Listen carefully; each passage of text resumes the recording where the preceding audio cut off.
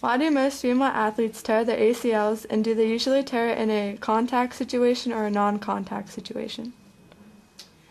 Well, to be brutally honest, the reason why most females tear their ACLs more than guys are because they continue to grow after they hit puberty, and their estrogen levels go up, their testosterone levels go down, they don't put on as much muscle, they start to put on more body fat, and they become less coordinated.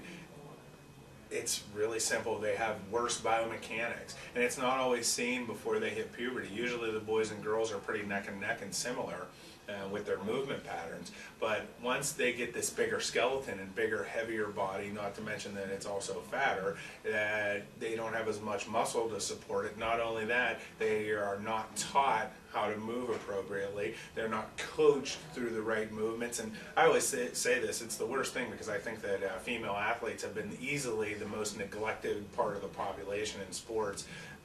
Just if you just look at that in any sport, we don't pay attention to them like we do boys, and it's a shame. We created Title IX to really give females an equal opportunity to play sports and do all these things, but it was just kind of one of those things that was short-lived and never really fulfilled for the long-term vision. Somebody had thought of this a long time ago to give women their rights, but at the same time they never thought of the long-term implications. Now we have more injuries in females, so many fold compared to what we see in guys, and most of the time they're non-contact. As I said before, it's 80% or so of these athletes, these female athletes that are tearing their ACLs, are non-contact, which when you hear the word non-contact, and this is something I really had to get an understanding of when I was younger, is that non-contact means bad biomechanics. When you hear that, you should think person did something that was either they jumped off the building, and I wouldn't consider that any kind of non-contact. I mean, that's just stupid.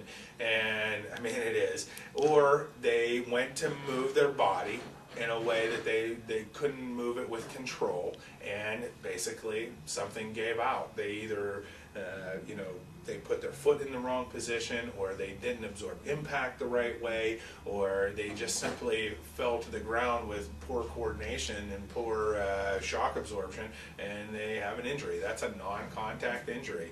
And like I said before, the main thing that tells you is that the person has less than optimal biomechanics. And the reason why I say that is because what I had to learn early on is that when you're rehabbing, there's a big difference when you're working with somebody, and you have to really assess this, because you could make the mistake really easily. The progress, or the prognosis of the person returning back to the time frame when they're going to return back to the function that they were at before the injury. Because if it was a non-contact injury, that meant that their biomechanics caused the injury. So now, if you're rehabbing, once you get everything healed up and you can start working on their dynamic movement, their dynamic biomechanics again, well, now you're going to have to start way back here. Versus somebody that has a contact injury, typically, when you're looking at guys especially, they already have kind of superior movement skills, especially when we're talking about the female non-contact injuries. So we end up having to step back and spend months of time to teach the girls how to land and squat appropriately, and just control their body, stabilize their core the right way, fire their glutes the right way, and the kind of the writings on the wall again, as I said. So that non-contact injury means that you have to step back and work on those things even more. So we can't use a time-based protocol to evaluate female athletes and say, oh, okay, at 6 months we're just going to start letting them go do this, because they're going to be different than what you would typically think for somebody else at 6 months. Because of their injury was non-contact, you have to evaluate their biomechanics to see if they can hop on one foot and land in a good squatted position using their hips and absorbing impact, how they're using their hips and absorbing impact and changing directions during cutting and pivoting. All that stuff is really crucial, especially even that much more crucial when you're looking at somebody that has a non-contact ACL injury.